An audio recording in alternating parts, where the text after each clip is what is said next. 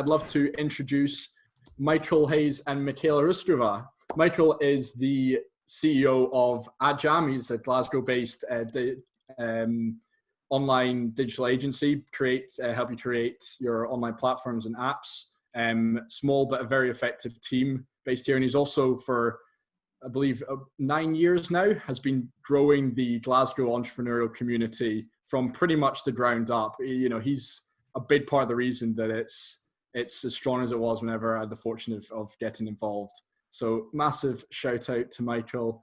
And then we also have Michaela, who's stepping in for our man Roger, who's recently become a father. So big congratulations to him. And we have Michaela, who's a Startup Grind alum, has run her own chapter and built her own community at university level, is also a PhD researcher, an award-winning PhD researcher in startup communities and startup ecosystems. So yeah, delighted to be joined by both of them today. And yeah, let's just jump into it. So we'll start with the entrepreneurial journey first. And we'll come to you first, Michael. How did you find yourself involved in the world of startups with Adjam? So going like, do you want the long story or the short story? I guess the long story will take up some let's as long as it's a valuable story, that's the important thing. Yeah, so I studied at Strathclyde, so I'm another one of the Strathclyde crew. I studied computer science and graduated in 2010. And while I was at uni, I was like dead set that I wasn't going to go work in a bank. I think actually, like growing up, I was just dead set I wasn't going to be stuck in an office job. I wanted to do something more interesting and creative. And then my last year project in uni, I made like a wee product that like built a business case around it, got customers, tried to make it a product that people could buy. And then a guy that I was at uni with, he was also working on a product, and then we got working on a thing together. So it's kind of just started through a passion of not necessarily want to start a business, but not want to be in a cubicle or behind a desk. So that was like 2010, and then that didn't work out, like spectacular failure. And I then set up RookieOven. So RookieOven is a meetup for founders to get together, have a beer, meet in person, if you can remember what that was like in good old days. Oh, we missed them. So my motivation for doing that was that, like, through my initial startup experience, I didn't know anyone else who was doing tech in Glasgow. I just kind of like naively just looked to the west coast of America and thought that's where it all happens. Maybe like a regular glance out of London to see what was happening down there, but certainly wasn't looking on my doorstep. So with RookieOven, it was an attempt by me to just get people together that had similar interests, similar failings, similar ambitions, just a peer support network, just somebody that could, group of people that could pick you up if you were down or push you forward if you needed a push. Yeah. So yeah, very informal, sent a few tweets, 30 people turned up the first night. So it was 2011. I went back to do a master's in design and manufacture, the product background that Daniel was talking about earlier. And then started doing some other things, like a startup weekend, which I think Daniel Riley actually came to, I think. Oh, wow. That was like way back in 2012. Doing more things to just try and get a community, get people together, get people talking about startups, talking about business, meeting in real life. It's actually quite valuable. And then took a job working at Strathclyde Uni again, actually. And then ended up leaving that and starting Adjam in 2014 with a guy that I'd actually went to primary school with. Again, the two of us had been, is someone liking my Star Wars stuff? This is one of 2 Star Wars rooms in my house. I think my wife might want to leave me if I buy any more Star Wars stuff. Yeah, so then I started Adjam in 2014, and myself and Chris, he'd been in the same primary school as me, same high school, did the same course at uni, with this intention that we would like build a company much more like Basecamp style, like the kind of teachings of DHH, where we're very pragmatic about what a business is. You have to make money. It's not about going out and raising a ton of money. It's not about going and getting a massive headcount. It's about being an effective team that can like deliver products and grow things and do it in a way that isn't necessarily, just how companies are built in the west coast of America, because we're not there. We're in Scotland, and it's a different environment we have here. So being very driven on who's customer, how can we make money, what do we get to that first step where we make that amount of money, then building it progressively, lean startup sort of stuff. Yeah. So I've been doing that since 2015. With my RookieOven hat on, we opened up a co-working space. Again, selfishly, as a young tech business in Glasgow, we didn't really have a home. There was like Regis shared offices. There was like a dark, dingy room that you could get, and I think it was in Glasgow Uni. It was this like startup hub that they tried to do in Glasgow Uni, and it was pretty depressing. So I imagine Michaela might be able to weigh into that in a moment. I'm trying not to laugh too loudly. Yeah. So we opened up the co-working space in 2015. A budget of £300, got this like 3,500 square foot space. £250 of my budget was spent on the pool table, so I had my priorities right. And we ran that co-working space for 4 years as a home for the community. So things like Startup Grind, if anyone ever needed a venue, they just had to say and they could have it. In Glasgow, it's like, well, certainly in 2011, it was very tough to get a venue for somewhere that was free or cheap, accessible, and regular. So a lot of meetups come and go as like the availability of that stuff goes. So RookieOven, the co-working space, was an attempt to be an asset to the community.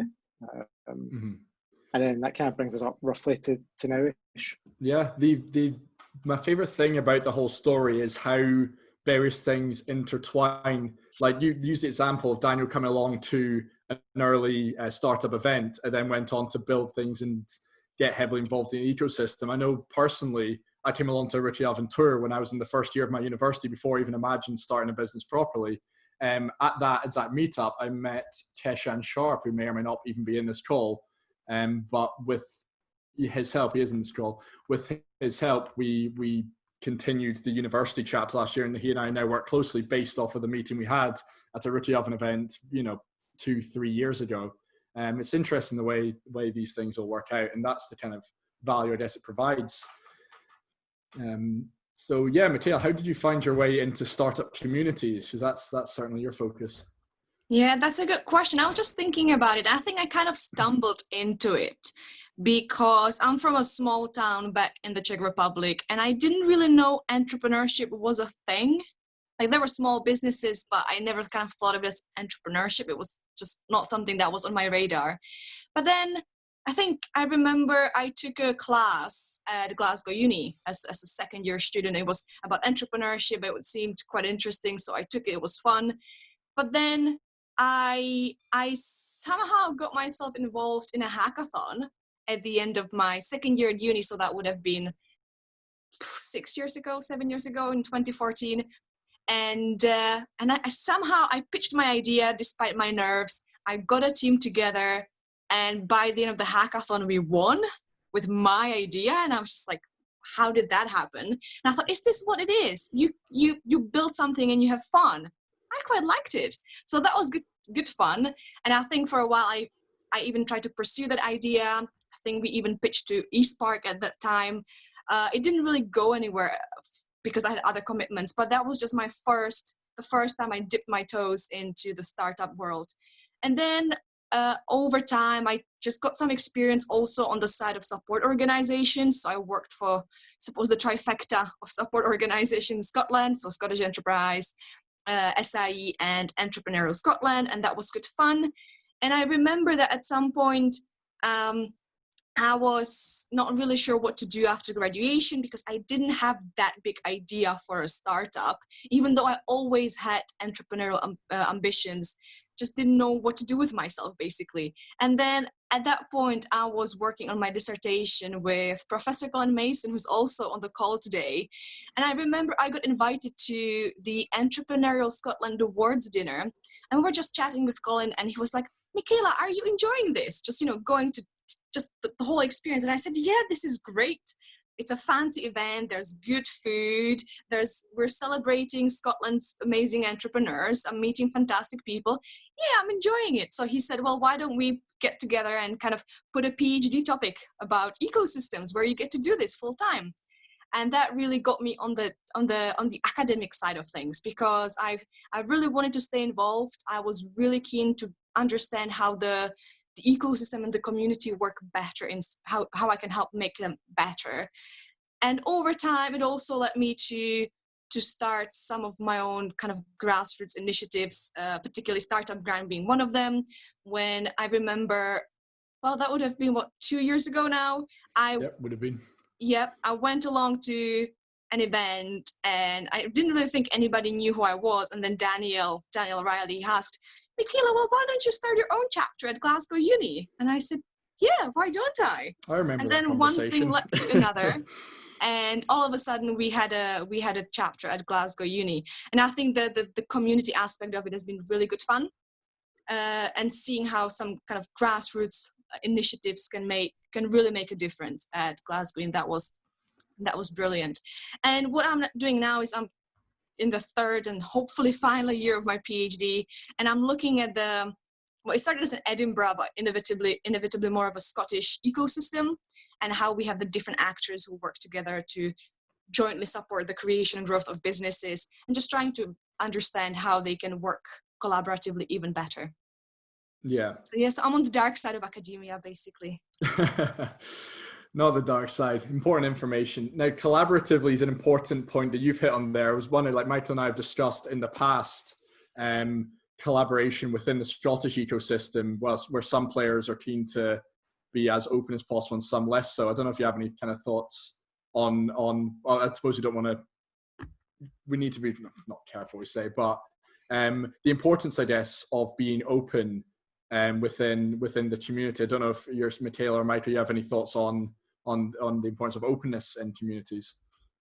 Oh yes, I think it's a really, really important element to successful ecosystems and communities, because I think what's really different about ecosystems that it is a system. It's in the word, and we should be working together.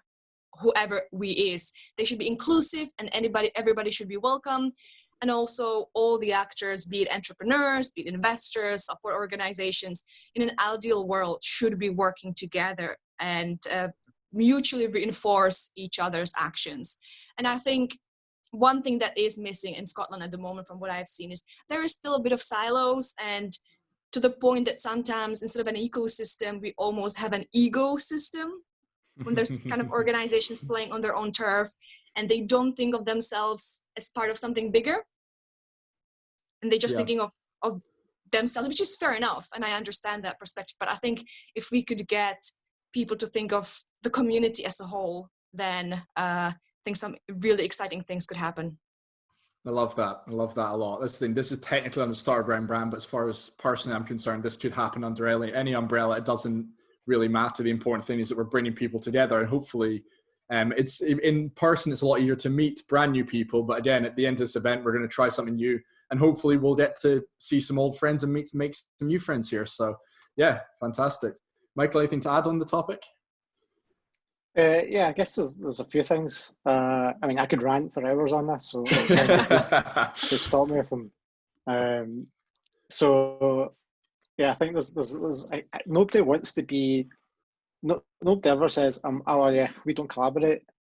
Everyone says they collaborate. You know, it's like nobody ever comes out and says, "I'm not a nice person." Like everybody thinks they're nice. It's what I say and what I do are two separate things. Yeah. And you know, I think over my experience over the years has been that there's a lot of people who say one thing, do another. And then some of that is driven by just the economics of it, that you get a lot of either local government, national government funded things that live and breathe by their KPIs. So they're very interested in ring fencing what's theirs, mine, and not being. So that kind of tears up that fabric of an ecosystem, because they're wanting to pull it into them. Equally, you have members organizations. So how can a members organization be collaborative? Because by its nature, it's exclusive.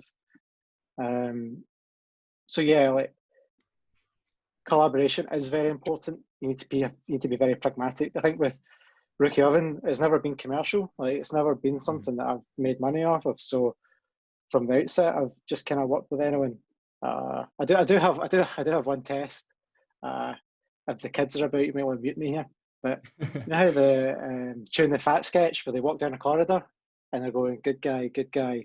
Yeah. The Scottish ecosystem. My favourite thing is anyone outside of Scotland that watches this on replay probably won't have a clue what's going on, and that's it's on Netflix, check it out. Yeah. I quite love it. But see, you've hit on a really important and really interesting point there, though, where monetary wise, you probably haven't got anything directly tangible from RookieOven, the same way that I could say the same thing about Startup Grind and Imagine Michaela say the same.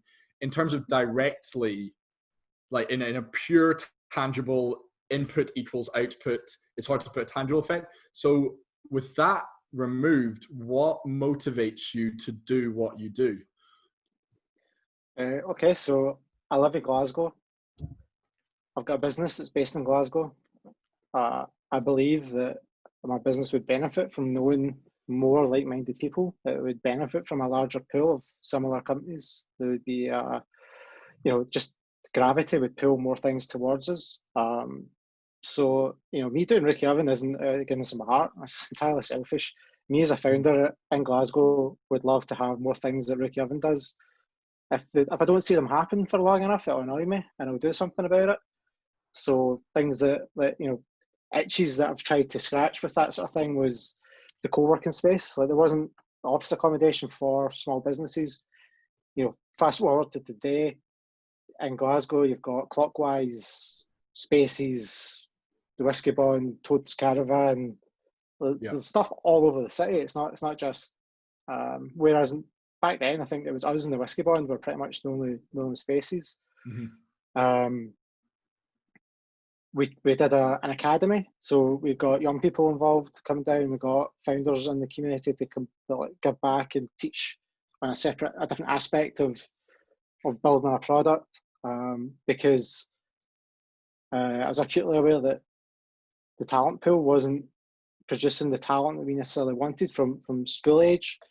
So we tried to do an intervention on that and trying to do something that I felt like my business would benefit from. If I would benefit from it, I'm sure other people would. We started doing a Christmas party, mainly just because I wanted to get mad with it. And as a team of two, I love it.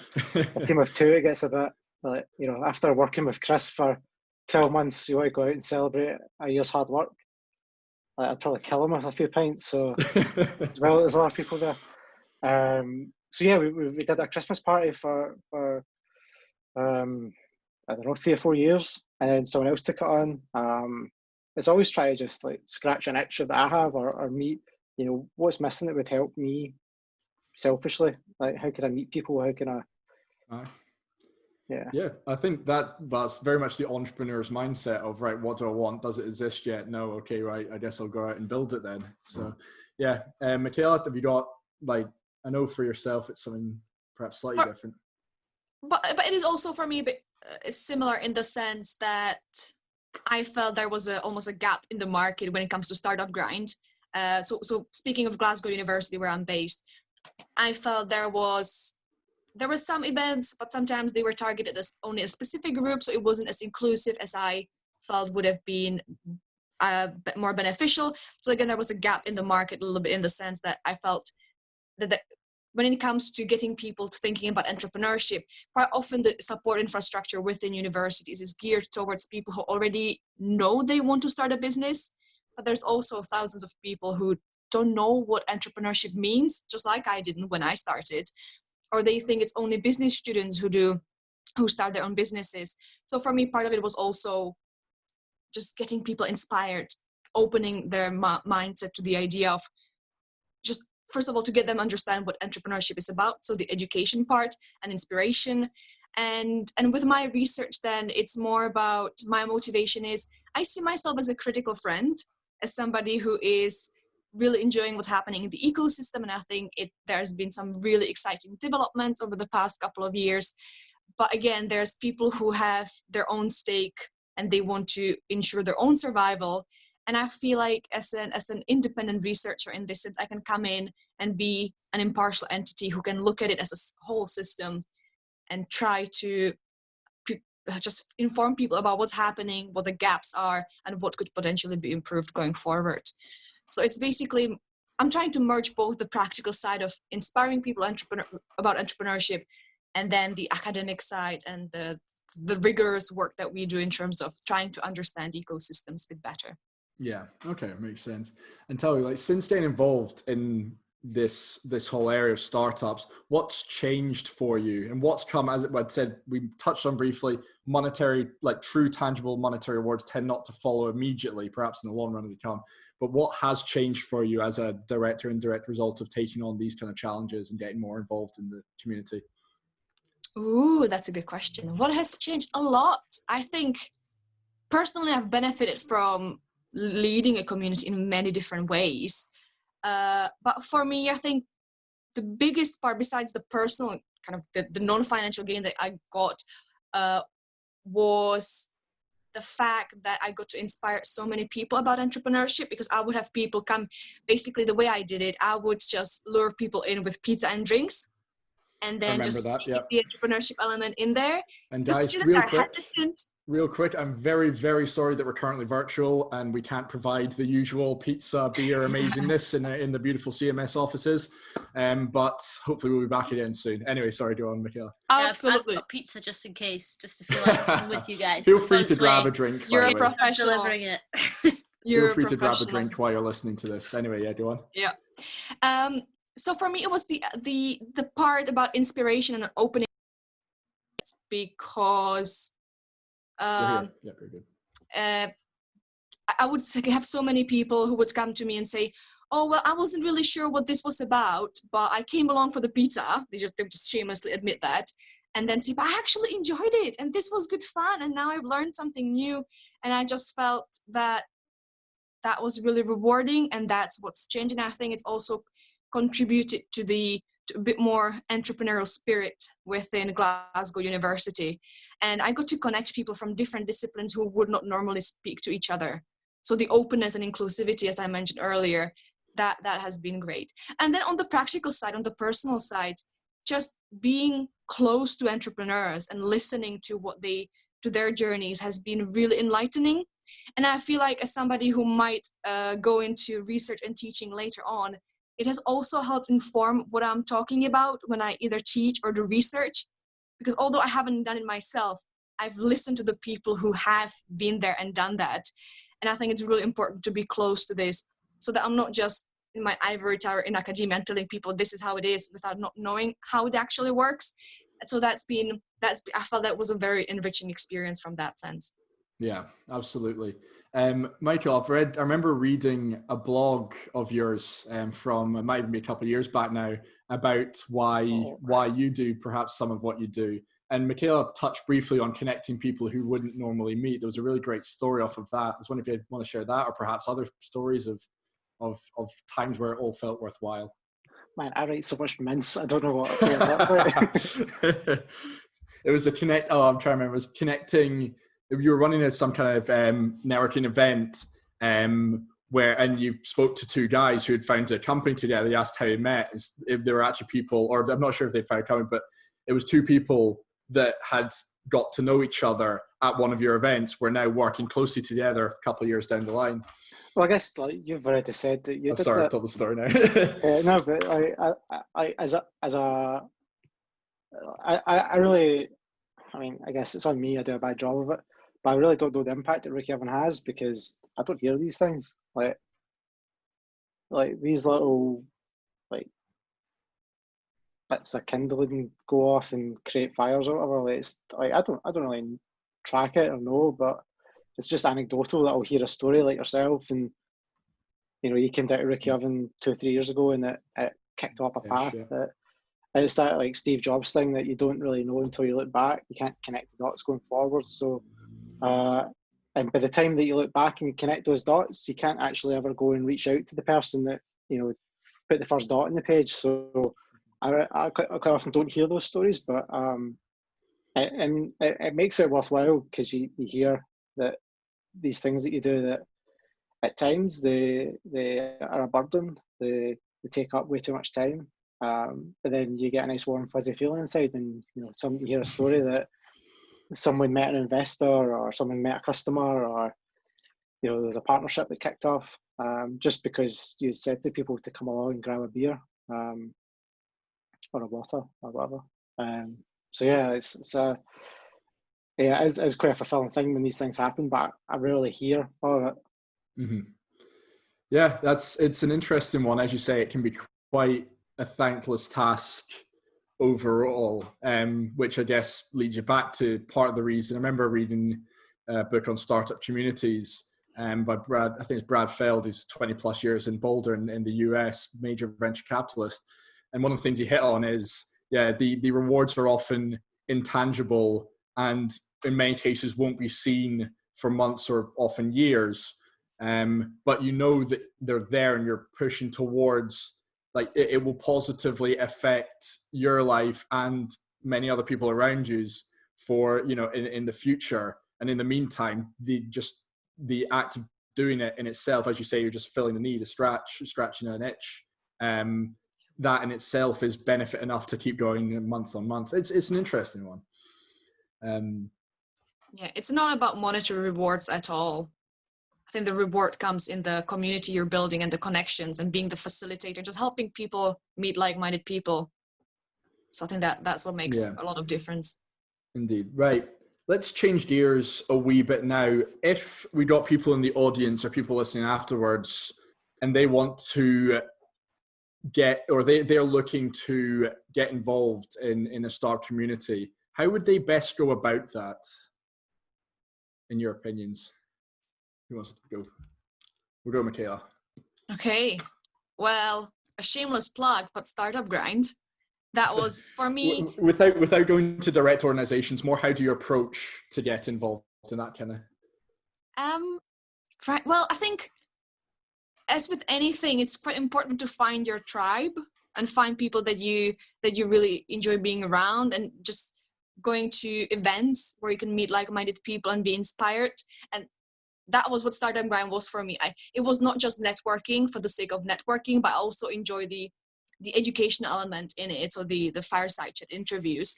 And for me, that was what made it unique. And now there's similar.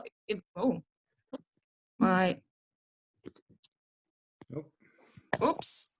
Are we still here? We can hear you. Your video's gone. My phone went black. Okay, why don't we hand over to Michael for a second while I try to sort this out? Or can you see We got me you now? back there, but yeah, we'll perhaps... Hey. Right, so that's what happens when I get notified that I'm on air an hour prior. My technology is failing. Right, so as I was saying, it's all about just finding people, finding the right community to join. And I think what really makes good ecosystem stand out is when it's a welcoming, inclusive community. So basically, it's not that you have to become part of it by invitation, but you just show up and everybody's like, oh, that's so nice to have you here. Welcome, join us. Here's a drink, here's pizza. Let's talk. And I think that would be my way into an ecosystem. So going through just finding a nice community, and then things will lead from one from another. Because if it's inclusive enough, you will be joining people and they will be introducing you to their connections as well. Yeah. And what's your thoughts on it, Michael? I've got points to that as well, but we'll go Mike first. Like you just need to go and take a leap. Like, it's, how do you get started in anything? You just need to go do it. And it sounds so easy to say, like, or you just go to the pub, or you just sign up to an event, or you just sign up to a newsletter, whatever. but there's an inertia in doing any of that stuff. Like it takes a lot to take that first step. But I do think that the tech community is very inclusive and very open. Granted, I think like you go to a lot of events, and the predominantly white males, and that's intimidating. I guess in the case of RookieOven, it doesn't help that we do it in a pub on a Monday night. That it's unsociable to do anything on a Monday night. But it sounds so easy to just take that leap. But I say that as somebody that when I first started RookieOven, I was like such a nervous guy. Probably still am, but like back then, I would have to ask my friends to come to my round in the pub, and I wasn't like trying to get out of a round. I would just be like, "Oh no, I'm too nervous to go up to the bar. Need it." And I can remember the first meetup I went to was in the golf lounge in Glasgow, and I went in knowing absolutely nobody. And by the time I left, I probably don't really remember that part, but by the time I left, I'd met all these great people that were doing tech, and they were doing it on my doorstep that I hadn't met before. And as difficult as that to cross that boundary into that pub, I was like so difficult to do. It was so worthwhile. At the end of the day, the people that were in there who were at that networking event, who were there to meet other, they were there to meet people. They were there to make connections. They weren't there to be mean or to be to not be. They're there for a purpose of meeting people like yourself. So it is easy. You just need to take that leap. But events are obviously just one part of what the ecosystem is, but Absolutely. It's probably the most tangible part and it's the easiest entry point. For sure, yeah, it's a very interesting one, Michaela. You hit on finding your tribe, and you're quite right in terms of, for some it is a casual event, a few beers down the pub on a Monday night. For other people, it might be, as you say, a hackathon or a tech meetup where you've got that kind of shared interest. Because it can be very intimidating going in to a room and not really knowing anybody, particularly for the first time. We might actually have a few, like looking around, we might have a few here with us tonight in that situation. But for those I encourage, go say hi to people. I remember my first Startground was one of the first events 3+ years ago, whenever I was in attendee. And as I walked into the place, the first people I met was Jude, who is here on the call tonight, and a man called Kieran Aitken, who's a Glasgow-based entrepreneur, far too young to have achieved what he's achieved already. And they were so welcoming and inclusive. They, welcomed me into the ecosystem. At the time, I had a startup that sadly has fallen over, but, we'll get up and go again some point soon. But even, that first step, it can be so intimidating until you're 5 minutes in. It's like, oh, this isn't so bad. And as you say, from there, it's amazing what can happen. And, as shy people, I know I once was, and I know, Michael, you say you once were as well, can still stand in front and run communities, or say run is not the right word, but bring together communities. So I don't know, it's I find it amazing the opportunity you get from this as well. So if we move on, actually, we spoke about a little bit, Michael, about how you go about teams, like team building and growing and shrinking depending on tasks, and how is having the access to the community helped with that side of things in your business? Yeah, so being part of RookieOven, I've met some just like amazing talent. I don't understand the role of recruiters in the startup community. 100%. Because you can come along to start, like at the start of this, Daniel was saying that there's somebody who is, I've never seen his work, but I can assume he's got talent, he's got passion, he's here on his birthday instead of going and eating cake or getting drunk. So you're allowed to do both. Well, maybe it is. It's cake in one hand and the Zoom calling. So yeah, like there's like fantastic talent here, and when I say here, I mean in Glasgow, and by being fairly active and going to events and not just RookieOven, things like Codecraft, Code Bar, Startup Grind, Jam Hot, Gab, not just in tech, but whatever you're. There's actually the Gathering that Glasgow University runs really good as well. So there's like really good diverse events that you can go to and meet very diverse talent, academia, technical design, all sorts of stuff. And then by me knowing that, like, and I guess there's probably people on this call just now that have at one time or another asked me a question, and I've been able to say to them, "Well, go talk to," and just be able to connect some of those dots. But then it means that I can also benefit from that. So there's a grey area in my knowledge. There's not many of them. I'm joking. But if there's a grey area in my knowledge, I know like there's such a diverse talent pool in Glasgow that I know people quite well in personal terms that I can just go and ask my question and find out. I think I saw in the chat, I think it was Stacey said something about asking questions and not feeling daft. That's what it's been really good for AdJam to have that community. Great time to plug the Slido. Link in the chat. Go submit your questions. Anyway, yeah, sorry. Yeah, so then in practical terms, that means that at times we have came working on products that we need more resource. So we know a great talent pool, so we can say to people, like, could you come and join us to work on this? We need a specialism in low level programming. We need a specialism in whatever UX, it is. Or whatever else, yeah. And we'll know someone, or we'll know someone who knows someone. So it's been really, really beneficial for us to be active, to meet people. Yeah, at the end of the day, people do business with people. Like, we prefer to work with people we know and we like. So even if it's as simple as being able to put a face to a name on a cold email or a lukewarm email, that even little things can make the trick, can do the difference. Michaela, what's your kind of thoughts on how, I don't know, have you had people come through your community that have then gone on to work with entrepreneurs, or obviously we've talked about becoming entrepreneurs? So I think for what we did at Glasgow Uni is, I think it was mostly about the inspiration piece, just getting people inspired and then just giving them a platform to connect with each other. So I'm not aware of any success stories that I could associate with the chapter we had at Glasgow, but I do know of people who would come back and say, oh, I just met my potential co-founder, or met a team, and we don't know what we want to do, but we want to do lots of stuff. So we want to be entrepreneurs. We still don't know what the idea is going to be, what the product is going to be, but we still want to do it. And that was really good. And so I think it was very much about just, again, creating a safe space where people can get to understand what being an entrepreneur is about and asking the stupid questions. So it's like, so what is it? How does this work?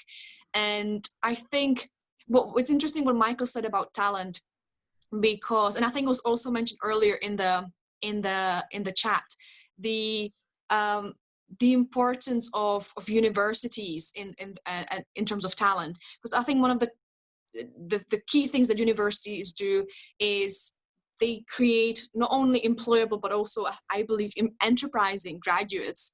And I think the tricky part at the moment is, especially for computing science, a lot of the best and brightest students, they just some of the big corporates throw money at them, JP Morgan, Morgan Stanley, and then the amazing talent, they may stay in Scotland, but they don't really engage with startups.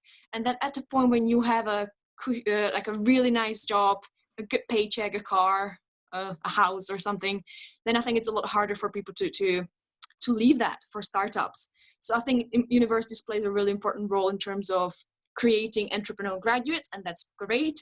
But I also think it's about kind of improving or fostering the entrepreneurial culture as a whole, to give people the confidence boost that it's okay to fail, but just give it a go anyway. See what you can do before you go and jump over to corporates and sell your soul over there. No offense to anybody from corporates. Yes.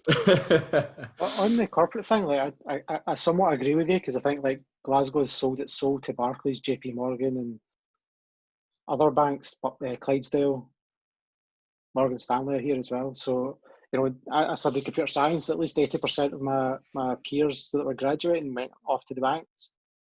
But here we are 10 years later, and you know, probably 50% of them are still in the banks. Great salaries, great benefits, and there's a glue that's keeping them there. But there's still been a lot of people that have been through their graduate programs, been through their training, been through, they're well versed in software development and process and working in a way that, you know, they've came out with skills that are then applicable to the community elsewhere. So they're not lost, they're just maybe temporarily not involved with small businesses.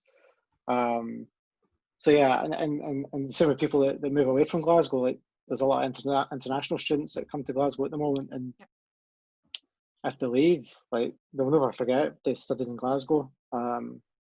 So yeah, I think, like, as an ecosystem, even though we lose people, like, there's still a bit of thread that we could pull them back on.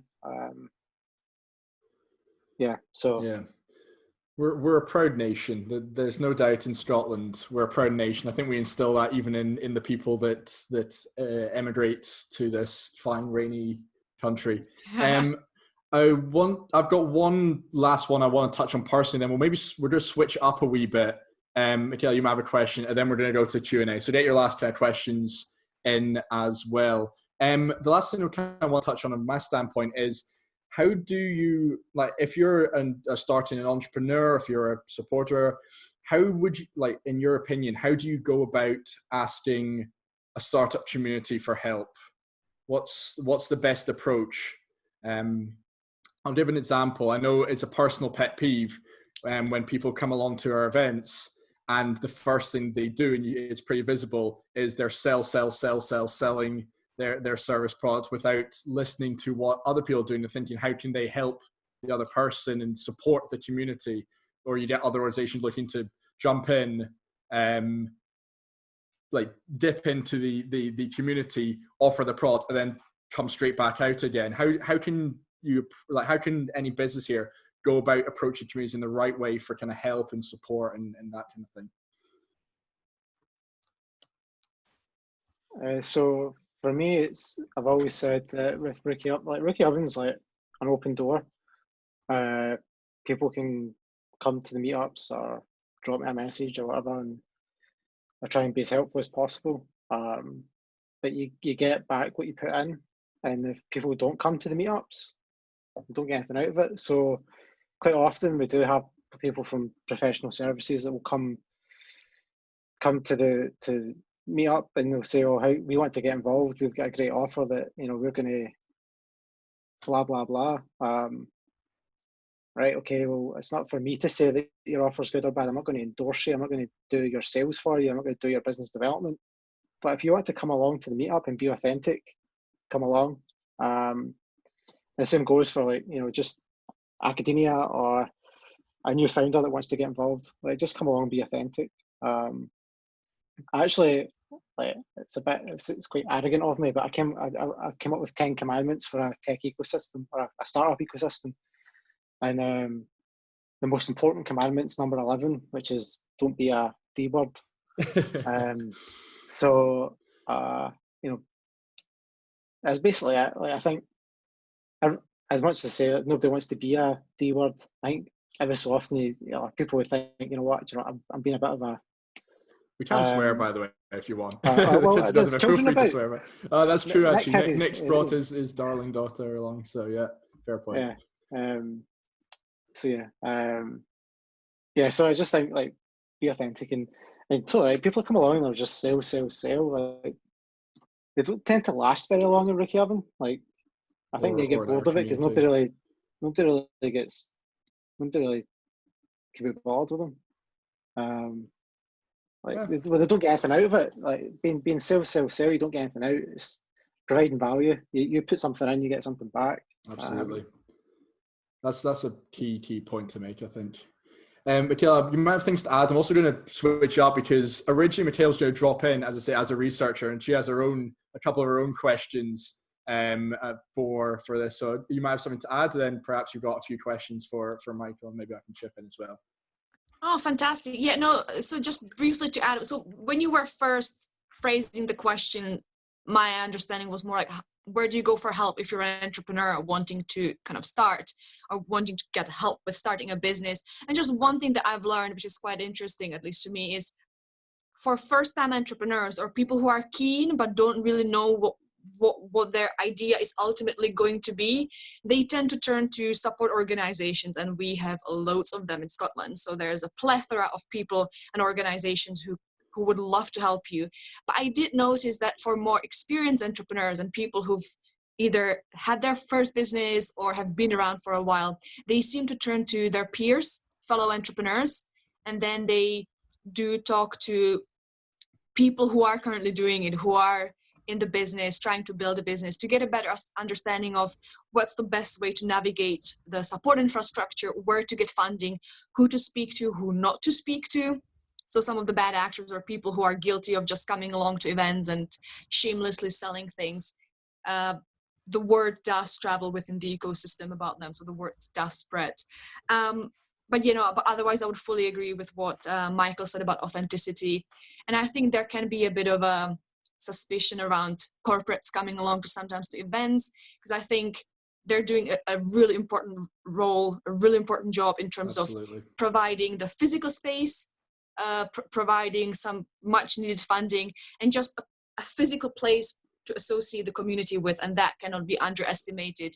But equally, I think having a clear space where they can go and pitch their products, like for instance when you have when there's shout out opportunities, that's absolutely fine, but otherwise you do kind of want people to be to be transparent about why they're there. Absolutely. This for me is why like organizations that stick around, that play more of a long-term play, as you say, come to events, keep things. Yeah, we get organizations dip in and out all the time. It's nice to have those actually stick around and support. Okay, yeah, as I say, Michaela, I believe you might have a couple of questions, then we'll go to the Slido Q&A. So yeah. Awesome. Yeah, so actually, Michael, I had a question for you. That was at a time when I was supposed to be the one asking the questions. And I was wondering, so given the current situation and the pandemic and the looming economic crisis, how do you think this will impact entrepreneurial ecosystems and communities?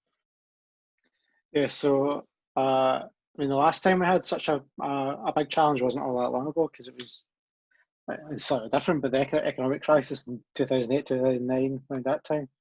And I remember seeing a tweet about, like, I think it was in the US, number of startups, and it was like a hockey stick in 2009, 2010, and the guy was kind of theorizing that it was one of two things. It was the economic crisis, like people had to innovate. You had to get creative. You had to find ways of doing things that, you were on your cushy job at the bank and now you're out. So how do and it fostered innovation. The other one was that the Social Network movie came out and a lot of people thought, I can start a business. So I don't know which one it is. We need a Wolf of Wall Street for new startups. Yeah, so the like, it's like anything, like the whole pandemic has created a whole lot of opportunity, as much as it's decimated a lot of industries, tourism, hospitality, events. There's now new opportunities, like Zoom House Party have been big winners in Scotland, like Drinkly. Like, the fact that I can go and order beer and it'll be at my house in an hour, great. Like, I didn't really need that because the co-op's around the corner, but now that I need to put a mask on, and it's created opportunities for some. So yeah, like, this new normal is something that we'll adapt to, and there's going to be opportunities for a lot of people. So it's that adaptability of entrepreneurs, people, businesses. Like, you have to evolve. The market that you did live in 6 months ago is no longer there. So yeah, there's going to be a lot of change. But I also think that there's going to be, like, the government and governments are going to have different. They're going to have economic drivers to, like, instill that innovation. So it'll be interesting to see what happens there, because I think there's a whole lot of, like, potential policy changes that could help startups. Top of my head, like post Brexit, which is also another problem that's going to face our ecosystem. One of the benefits of that is that I think, as my understanding is, that the UK government would then be able to set their own VAT rates and not be tied to what the EU mandate. So then could you have startups don't pay VAT for the first 2 years? Is that an opportunity for us? So as much as like there's doom and gloom, there's opportunity. So as entrepreneurs, we should be able to adapt. Great, thanks for that. Yeah, no, I agree. And I also think that on the opportunity side, one thing I noticed is the regional boundaries no longer matter, because if you can jump on a Zoom call, it doesn't really matter if you're in Scotland, in London, or on the other side of the world. You can still connect with people who you may not otherwise have access to. So I think that can be one of the positives, I suppose. It's certainly a cool opportunity. Obviously, until last minute changes, we're going to be joined by our ecosystem leader in Madrid. And prior to that, we're going to get the one from Berlin. And it's very cool. You can get people from all different parts of the world. I do love that point. Yeah, brilliant. Thanks for that, Michael. I think that exhausted my inner nerd, so I'm very happy. Oh, all right. Okay. But absolutely brilliant. Obviously, you can ask any more questions. I guess we'll go now to the audience Q&A. So thanks for putting on your questions, Slido. I'm going to pass you over to our man, Alan, and the team. Alan, I believe you have some ideas. All right, so Q&A. Thanks everyone for dropping on questions. We had quite a few, so I think we're gonna keep it going quite efficiently. We're gonna start with Stacey, who had 7 upvotes, so that's tends to be quite a popular question, and we're gonna bring her in. I'm gonna unmute Stacey. Good. Find her. Yeah, no, Stacey, you're unmuted, I think so. Okay, let's do it. Stacey, would you mind just asking your question, and we can start off? Sure. Hi guys. Hi, I'm Stacey. I had to tell Michael tonight I was going to ask him some really difficult questions, but this isn't really that difficult. So I think mine is more about how this community can market itself and advertise itself. So to give this in context, myself and the co-founder of the startup that I'm working with, Jennifer. So Jennifer's a vet by trade. I've worked in finance for the last 10 years. So far removed in corporate from what I'm seeing here. And it was funny. I came across Michael, who's building our app for our startup almost by accident through speaking to a colleague who had shared a co-working space with Michael, who referred him on. And Jennifer and I sat down with Michael quite a few months ago now, when we were right at the very beginning, and both came out in the meeting and were like, we've finally spoken to someone that makes sense, that doesn't make us feel stupid for not having a digital background, that actually understands where we're coming from. And it was such an amazing discussion. And since then, Michael's helped us with a variety of other things, as well as going on and building the app.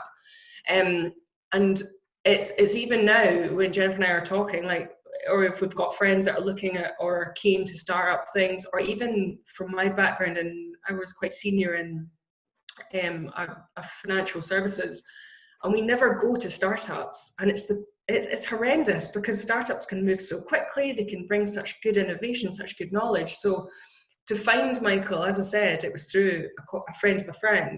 You know, I Googled and spoke to app companies in Silicon Valley, in India, in Romania, and you know, we always left going, oh, that was a bit intense.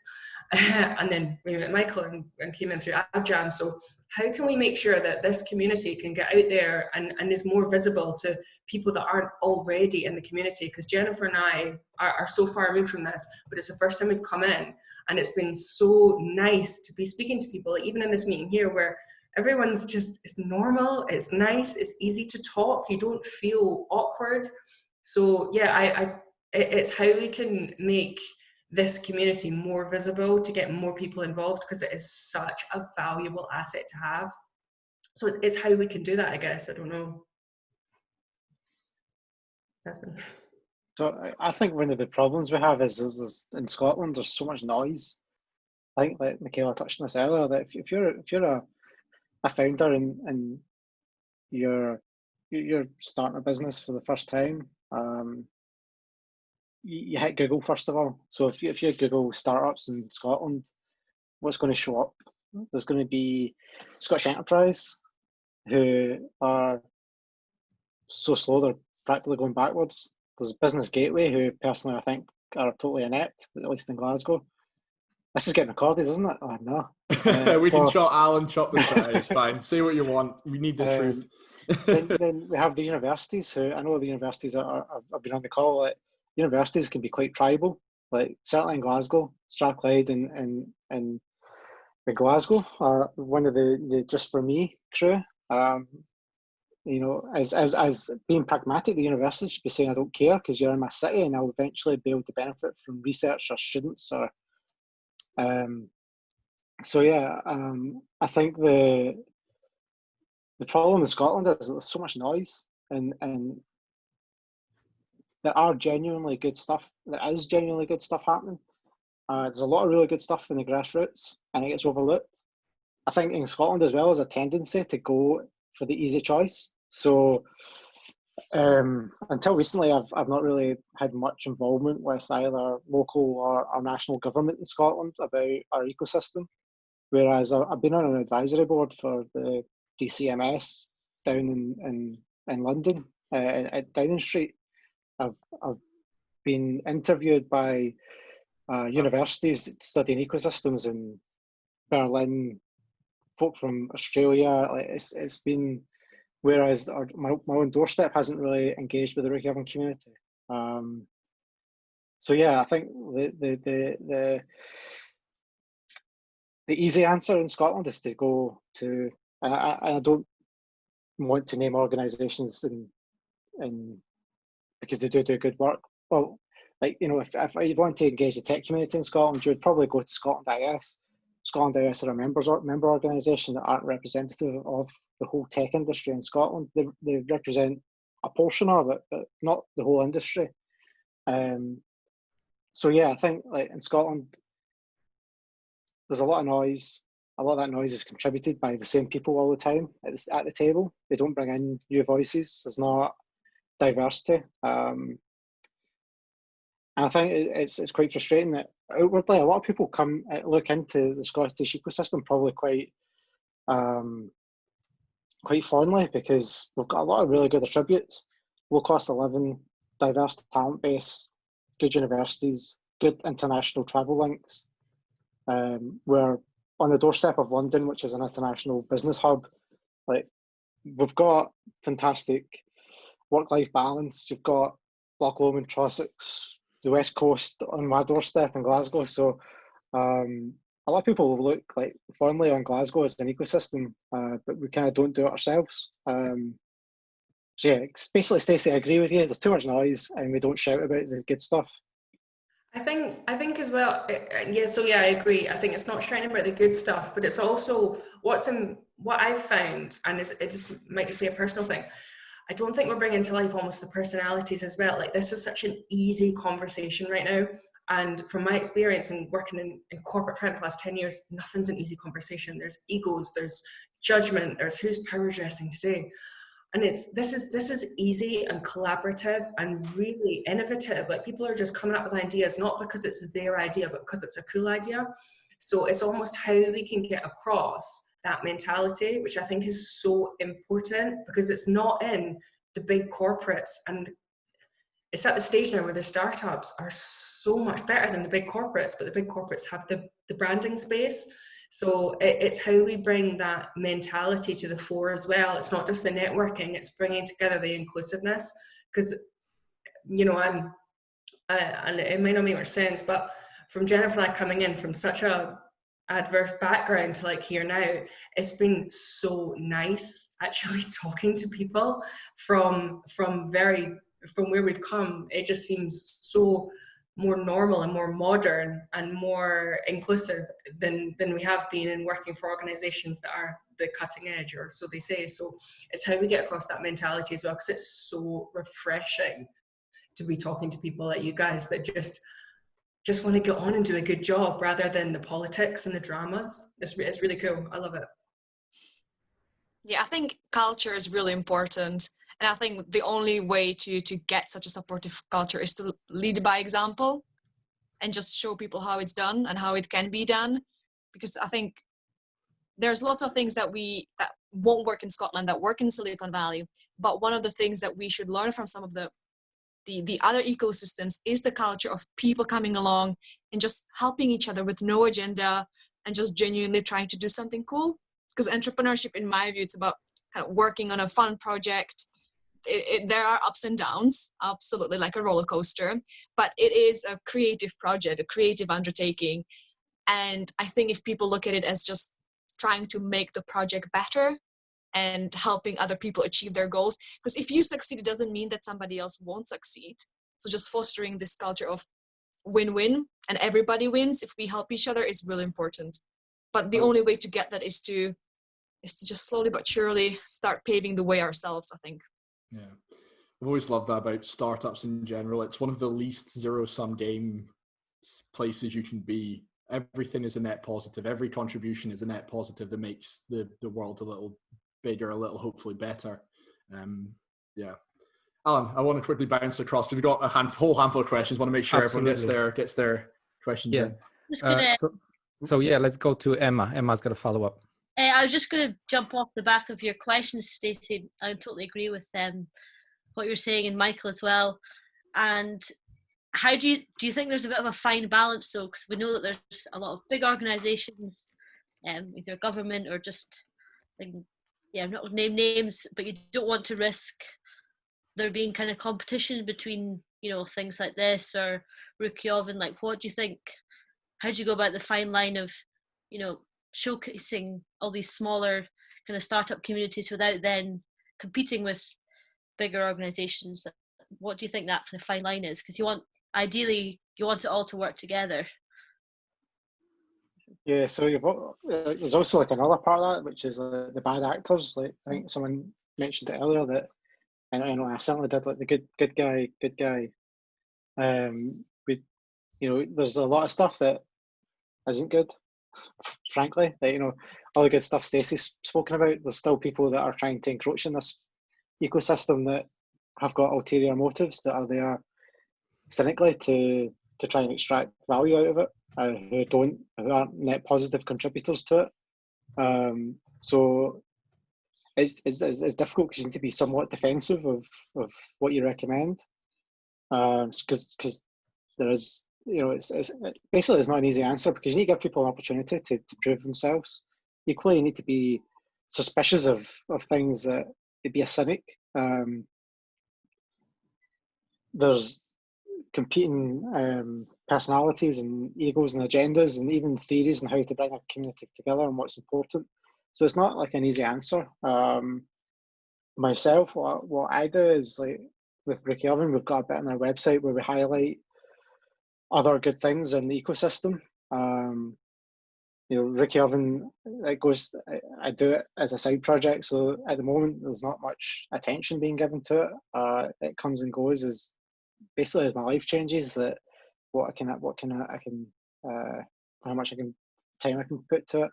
But yeah, I've got a bit on the website which links off to Startup Grind or links off to Codecraft, and pragmatically being as helpful as I can to folk like Johnny or Joe and the team at Codecraft. And I think I'm ranting a bit here, but it's quite nice to see that a lot of the faces that are on this call have been to RookieOven events before or have engaged with the community in some way. No, thanks. Yeah, no, I totally agree. I think it's it's a fine balance, promoting good things that are going on, but without, you've got to give other people a chance to kind of prove themselves rather than, going in and saying, well, they're not doing it right. So no, that's, really refreshing. Thanks. Right, we're gonna go to Ed, who I'm gonna unmute now. He's got a second most popular question. Ed, are you there? Yes, I am. Can you guys hear me?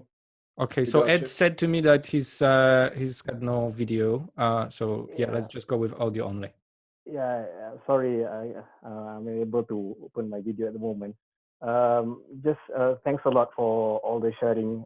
This is not my first time at Startup Grind. I just want to give a bit of background. I'm from Malaysia. I have 15 years working experience building my own startup, and also have run a digital agency previously, and also worked in a corporate environment as well. So I'm currently MSc Entrepreneurship, Innovation and Technology at Strathclyde University. So my question is to Michaela and Michael is basically what are the biggest gaps that you can see at the moment within the entrepreneurship ecosystem, especially during this COVID-19 situation, and how can we narrow that gap? I think Michaela mentioned about the ecosystem versus ecosystem just now, and and culture, and I guess that's my question. How can having that win-win mindset and all that, how can we structure it better and narrow that gap? Yeah, that's my question. That's a really good question, and something I've been thinking about quite a lot recently. And I would completely agree with what was said earlier about some of the universities kind of working in silos and just looking after their own students, and that's it. I think what is missing is, I think there is a major potential for the universities to play a much bigger role. For instance, and I understand why they do it, but a lot of universities limit their entrepreneurship support to recent graduates, and then they are missing out on everybody else who's more than 2 years after graduation, even though quite often the most successful entrepreneurs are a bit more experienced, a bit more mature, and that only happens maybe a decade after they've graduated. So I think that's one thing that universities could do more. And the other thing is, I'm still not convinced that the majority of universities are really dedicated to entrepreneurship. They love it if they have successful students and alumni, and they will claim theirs their success until the end of times. But I don't think they necessarily do enough to foster the entrepreneurship spirit across the board. So it's one thing to have an entrepreneurship module for your business and management students, and another thing is to have entrepreneurship embedded across your schools, colleges, all your degree subjects. So I think that's one of the things that universities should do more of. And I know there's a big push towards employability and having graduates more employable. So for me, the entrepreneurial element goes hand in hand. So I think it should be emphasized just as much, because having your own business is going to be probably increasingly more important going forward. So I think universities should consider entrepreneurship as a viable career option for their students, but also be mindful of maybe where the gaps are in the ecosystem. So if we have a thriving creative ecosystem in Glasgow, then what can universities do to nurture that talent? Or tech, that's another big one in Scotland. So I do think that they can play a much bigger role, but they do need to be committed from the top all the way to the bottom. What would you say, Michael? Yeah, so I think the past, what month are we in? We're in June, aren't we? Yeah, so past 3 months have been like a total whirlwind in so many ways. Like so many things have happened, and there's been parts of the world that have been quick to react. Like, the job retention scheme has been something that the government have put out, which has been quite good, quite fast, and it's been quite reactive to a lot of the change in advice and scientific knowledge and whatever. But for our ecosystem, there's been a lot of people trying to do things. There's been a lot, again, going back to it, there's been a lot of noise, a lot of people just trying to react to this new normal and trying to do things, LinkedIn groups and spamming the social media newsletter. I was saying to Johnny the other day, I've been getting emails from a hotel I stayed in Mexico 7 years ago. There's probably no chance I'm going there anytime soon, but I now have their COVID response in my inbox. So there's been so much noise, so much chatter, and nobody actually really knows. Like, there's so much uncertainty. Things are changing by the day or by the week. So what the pandemic is going to mean for our ecosystem and our communities, and we don't really know. So Yeah, I guess it's just there's a lot of uncertainty, but again, it goes back to there's a lot of noise. There's a lot of like new actors trying to move in, because I think certainly in where I work in tech, there's an area of opportunity, or there's been. I've also previously worked in startups in regards to travel and tourism, and I've seen quite a lot of noise there as well, because that industry's just been put on pause. It's completely stopped. So yeah, like the COVID stuff's brought such uncertainty to the ecosystem that my answer is basically TLDR. I don't know. Yeah, entirely fair. We've got Declan as the last question, right? We're going to go, yeah, indeed. Before you jump in, we're going to go for one more question. Actually, this could be a good time for those that are with us. If we get a quick photo, Alan, I don't know what's your thoughts on that. Then we'll go to Dec. So, yep, go on. Anyone who can, please turn on your camera. We'll do a little photo, screenshot, and a boomerang. To make it even more interesting, we do something that I haven't seen anywhere else. We grab any item, the most random item you have lying around you, and show it to the camera. Whatever the weirdest, the better. I've got a tiny bottle of wine. I have to rate that. I do love that. I've managed to find. I don't even know what I'm holding right now, but it's a dragonfly. And I'm gonna also have to use my third hand to make a screenshot. There you go. That's us. Smiles. Excellent. Thank you, guys. I can't believe Ellie's got an Umbreon. My inner nerd there, but I can't believe you got an Umbreon there. I'm in my child's bedroom, so that was it. That is fantastic. I'm a little gutted Michael didn't take the lightsaber off his wall. Just putting out there. Yes. That is incredible. So we've got Declan. Declan, can you hit us with the last question of the day? I can indeed. No pressure. Some brilliant questions throughout. I'm going to cheat a bit, and apologies for asking a completely different question. I know that's probably outrageous behaviour. How dare you, Dec? You're not allowed to this community anymore. Yeah, that's poor etiquette from me.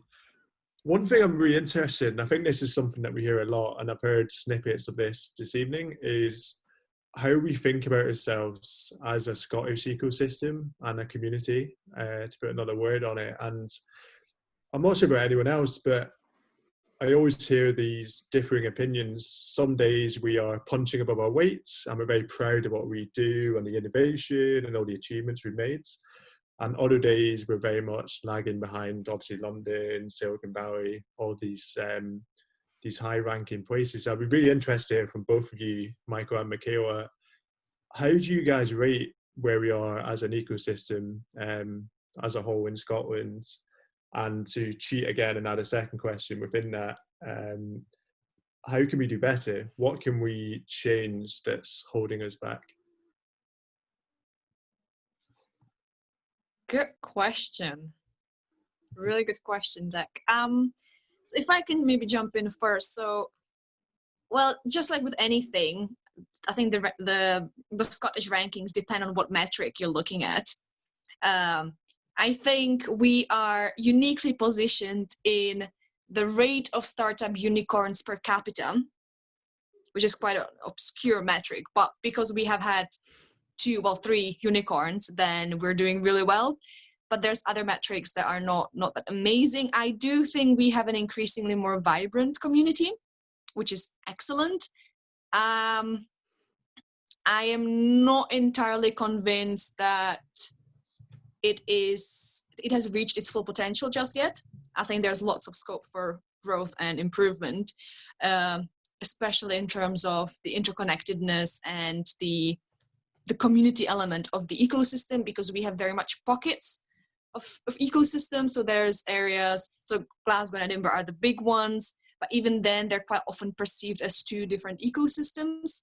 So it's really tricky to look at it from that perspective. But I think we're doing well, really well, considering where we've come from. But I think there's still lots more room to grow, and I think eventually we do have the potential to be one of the leading nations. I completely believe in that. What was the second part of the question? How can we? How can we do better? What changes or strategies can we use to improve the community? Yeah.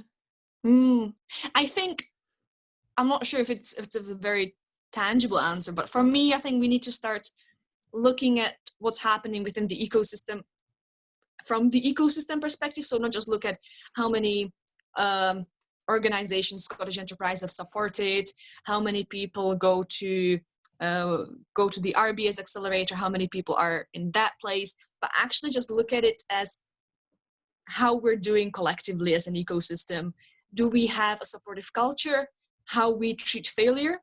Because I think it's a big issue, because if you fail, then it's not seen very positively just yet, but actually seeing it as part of the learning curve would be much more beneficial.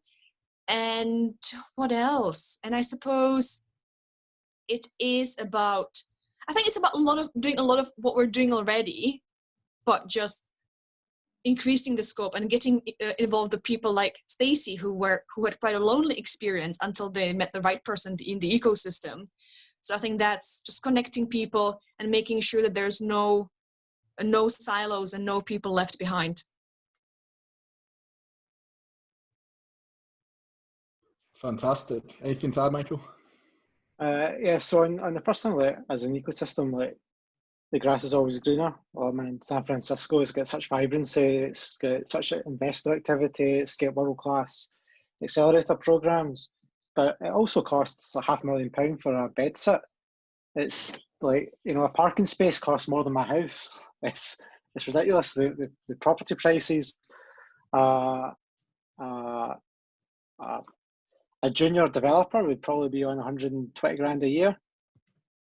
In Glasgow, unfortunately, software engineers don't get paid that much. So like Glasgow, your money goes a lot further. There's a lot of positives to being here. Like I touched on them earlier, like great work-life balance, good connectivity, good institutions like the universities, good research, good talent pool. Talent pool could always be better. I think our education system kind of leaves a lot to be desired in some regards, but once we certainly get to university level, we've got world-leading universities. So yeah, there's a lot to be proud of in Scotland, and a lot is good.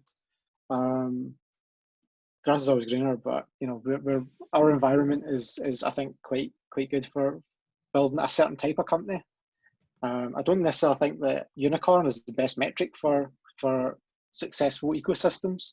No. I'd rather we had 20 companies that were making £50 million a year steady each than having one unicorn, because there's more vibrancy there. There's more longevity, not least probably the ownership would be retained as well.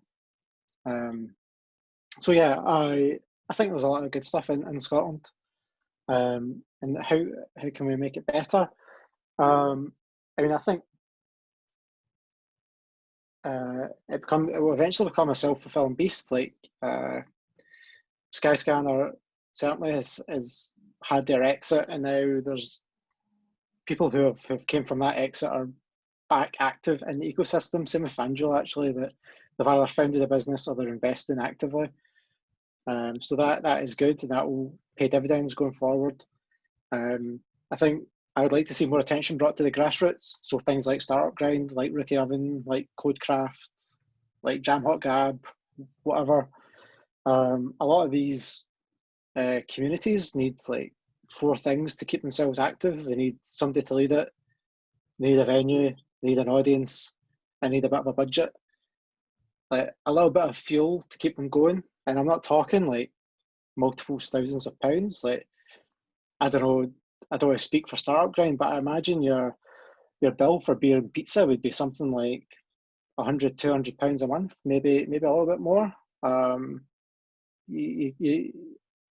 At the university level, it used to be that. Slightly different at the at this level, but university level used to be about that. Yeah, so it's not. We're not talking like a £2 million project to run Startup Grind every year.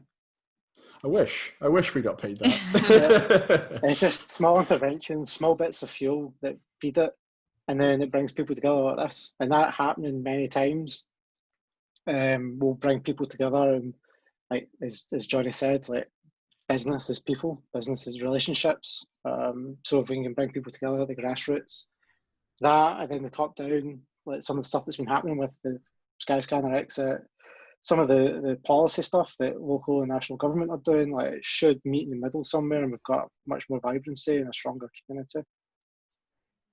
Yeah, I fully agree, and I think exits are really important. We need more successful entrepreneurs who've been there, done that, made some money, and they can now reinvest them back into the ecosystem, maybe invest into new companies, start their own next thing. I think that's really important. And there's also been a mention from Nick, so I think it's only fair that I mentioned that there has been actually quite a lot of work around unifying a lot of the support infrastructure in Scotland around the Scotland Can Do agenda and the collective. And I think that that's one of the things that is making Scotland quite unique.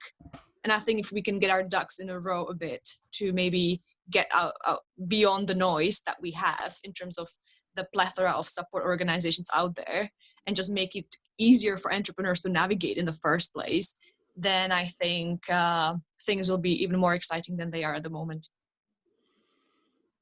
Excellent. I think that's a good place to wrap everything up. We've got a few more shout outs than we have. As I say, we'll try something different. I know Zoom fatigue is a thing. We've had your amazing attention for about an hour and a half now. So obviously completely aware if people want to jump off and that kind of thing. Before you do, a few quick shout outs. First of all, a massive thank you once again to our support partners, CMS, for everything you do to support us in person, and now that we've gone virtual as well. And a big shout out to Alan Custom Flavors, big shout out to the Social Stories Club. And yeah, for now, I want to quickly say we at Starter in Glasgow, our next event is on the 30th of this month. We're celebrating female entrepreneurs. We've got two amazing women entrepreneurs behind the business talking medicines. We're going to talk everything medtech, everything about growing a business here in this city of Glasgow. So that's up and coming. I'm also now going to quickly pass you over to Dec as well. So a shout out a few upcoming events virtually, but in the same country. Absolutely. Thanks, Johnny. And I really enjoyed this evening. It's always great to listen in and not have to do any work. That's a nice difference. It's the best kind, isn't it? Yeah, absolutely. And speaking of virtual events, we have a couple coming up over the next couple of months.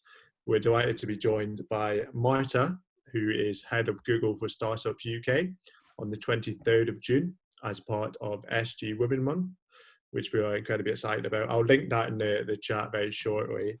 And in July, we'll be joined by Gillian Doherty, CEO of the Data Lab, which we're equally as excited for. So thank you guys, and hopefully see some of you guys, albeit virtually, at those events.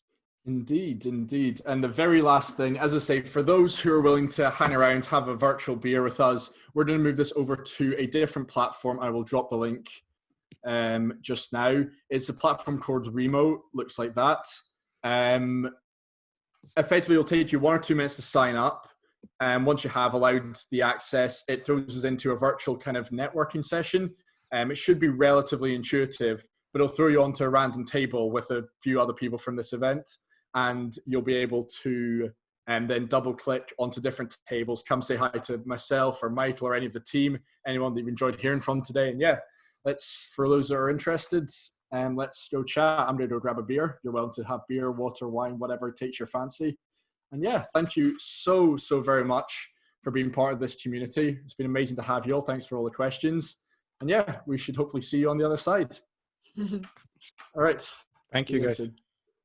Thank you. See you later.